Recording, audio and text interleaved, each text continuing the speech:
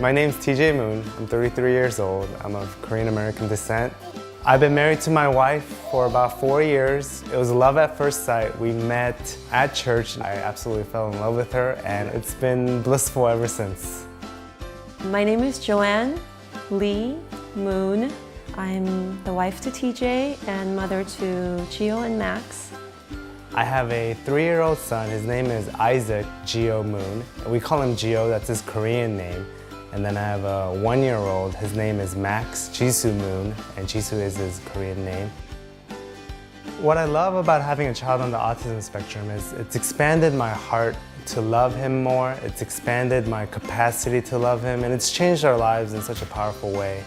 It's made us better parents. We eat healthier. We notice the marginalized in society because of him. We notice the special needs that he has, and we have just the compassion and love for him just overwhelms us. So it's changed our lives significantly. Autism is a neurological condition. Essentially what that means is this is something that is brain-based, based in neurological development. So that starts pre-birth. Earlier interventions actually provide support for the child in a way that promotes change more quickly and change that's going to be more persistent. The earlier we intervene, the better the child's chances are of developing higher levels of functioning and achieving their best potential as an adult. It's made us two very ambitious and independent people to ask for a lot of help. We want to be able to offer other people help, but we don't always like to ask for help ourselves. Even when there's something going wrong, we like to kind of clean it up a little bit and then be able to share, oh, this is what was going wrong, but we're okay now.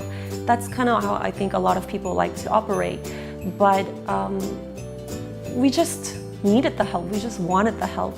Sometimes we were just sad, and it was nice when some people would just come over and just sit with us for a little bit too.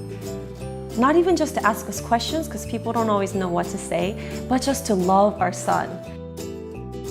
You'll look for significant delays in the ability to communicate, aggression, agitation, yelling, screaming, hitting, sensitivity to sensory inputs. So a child who seems to be extra sensitive to different types of textures and foods that they eat, different types of textures that they're touching. They may cover their ears and act as though they're in pain when there's loud noises happening.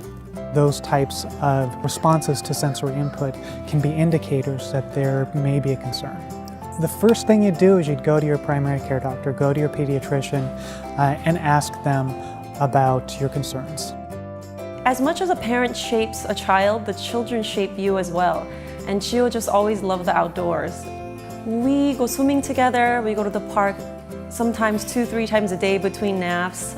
We love to take car rides because that's when kids can listen to music and kind of look out the window, and we can be going from place to place.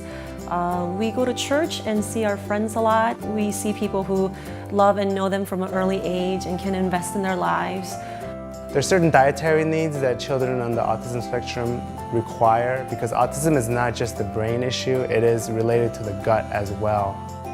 Right now, Gio is gluten-free, dairy-free, he's soy-free, he's sugar-free apart from fruits, he's preservatives-free, color-free, that kind of stuff. Soy sauce is a big thing in Asian food, and I cook a lot of Asian food, and so that's been a challenge, but I find alternatives, like there's something called coconut aminos, and it's like from coconut tree sap that's seasoned with a little bit of like salt, and they're very comparable to soy sauce, and so I've been starting to use that in Korean dishes, and that's been working out okay. So when you look, there is something, and so we were just looking for things to be able to find some normal semblance of life, but also at the same time support our son. I would like to just let other parents know that you're not alone. There's such a large community, especially with the internet. We've been connected with so many people, and they've helped us out. They just give us resources for free, just out of their goodwill. My wife has made a lot of new friends because of the diagnosis, and our lives have been changed, but our community has grown. The CDC says 1 out of 66 kids have autism, and so there's a lot out there, and we just want to let other people know that you're not alone. It takes more work, it takes more changes in your life, but you can never let go of that hope that he can live a great life, that he can contribute to this society, that he's not going to be a burden. You have to always cling on to that vision of hope so that you can fight for your child and you can do the best for your child, and so that he can be the best that he can.